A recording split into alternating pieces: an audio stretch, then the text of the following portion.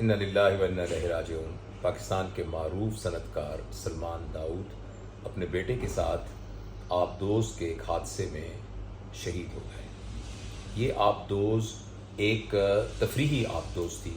جو کہ سمندر میں 3800 فٹ کی گہرائی تک جاتی تھی،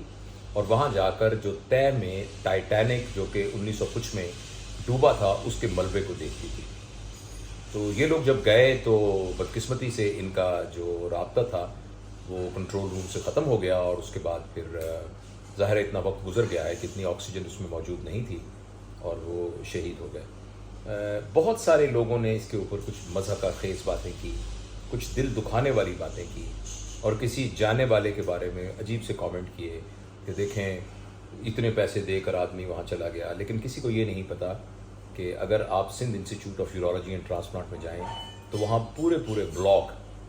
سلمان داؤد اور ان کی فیملی نے ڈونیٹ کیے ہیں،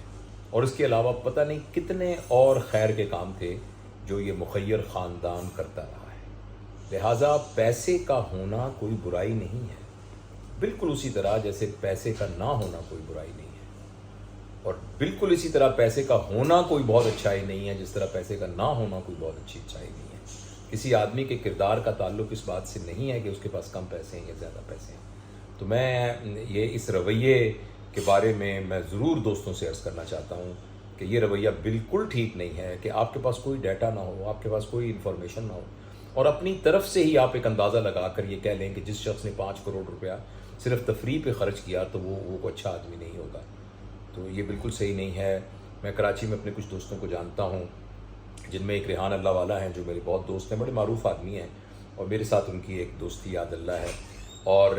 انہوں نے اپنے پیغام میں بتایا کہ وہ ان کو جانتے تھے اور وہ بہت ہی مخیر، بہت ہی اچھے انسان تھے۔ تو ہم سب کو ان کی مغفرت کی دعا کرنی چاہیے، اور ہمیں اللہ سے یہ دعا کرنی چاہیے کہ جو دنیا میں ان سے کوئی غلطی کوتاہی ہوئی ہے تو اللہ پاک ان کو معاف کرے، اور جو انہوں نے اچھے کام کیے اللہ ان کا اپنی یعنی رحمت کے حساب سے جو ہے اللہ تعالیٰ ان کو اس کا اجر دے، اور اللہ تعالیٰ ان کو غریق رحمت کرے،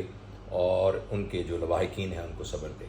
تو اس قسم کے واقعات سے سبق بھی سیکھنا چاہیے ہمیں۔ بہت ساری باتیں اور بھی جو معاشی و معاشرتی مسائل ہیں ان کے بارے میں ہمیں سبق سیکھنا چاہیے، لیکن ساتھ ساتھ اس بنیادی اخلاقی اصول سے انحراف نہیں کرنا چاہیے کہ جس کے بارے میں ہمیں کچھ پتہ نہیں ہے اس کے بارے میں کسی قسم کی نیگیٹو بات ہمیں نہیں کرنی چاہیے۔ یہ ایک چھوٹا سا پیغام تھا جو میں دینا چاہتا تھا۔